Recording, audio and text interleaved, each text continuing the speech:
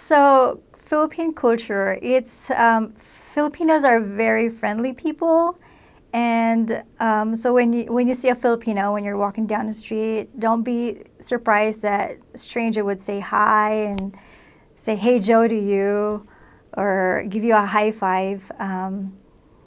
We like um, we like to sing like for we like to see like tourists in our country, and also when like the difference between American culture that I observed when I moved here in United States is that Filipino doesn't have the bubble, or like they don't have their own space, and mostly the Americans that I know, they it's like don't get too close to me, and anyway, it's like there's no bubble in the Philippines. So if you're going there and people are just too close to you, don't get too scared, because they're just trying to be sweet or friendly, and that's how they show hospitality and kindness. And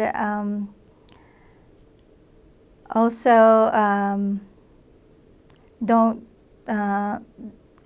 people in the Philippines like to feed people, like they have like fiestas, or even not during fiestas, like they invite you, hey come to my house, and when they invite you, expect that you will get fed. So they will prepare like a small snack or something, Philippine something like small snack like a sandwich, or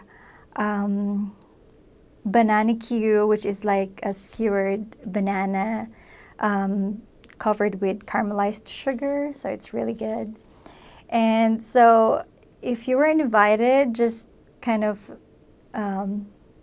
just, it's kind of hard to say no, because Filipino would tend to like, yeah, just don't be shy, just eat. And then they will try to convince you to eat the food that they prepared. And some people, to some Filipinos, it's kind of offensive to say no. So even if you don't really like it, just at least try to eat like a little bit, or have a small bite or something like that. Or you can take it with you when you need to go right away. So yeah, when you're invited, just kind of, expect that you're gonna get fed. What else? Also, Filipino, they like to use like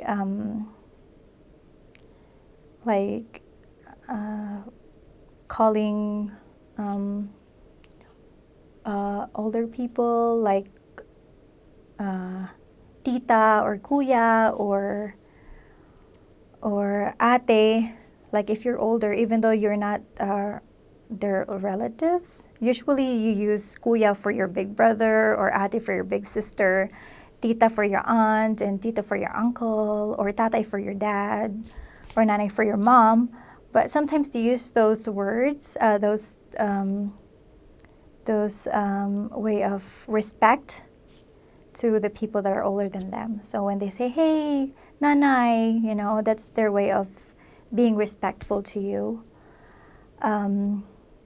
So just don't kind of feel weirded out if you hear them calling you that way, because they're just being respectful.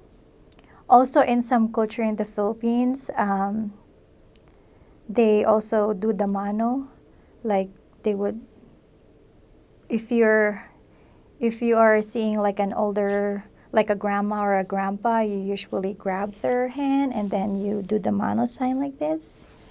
So show of respect.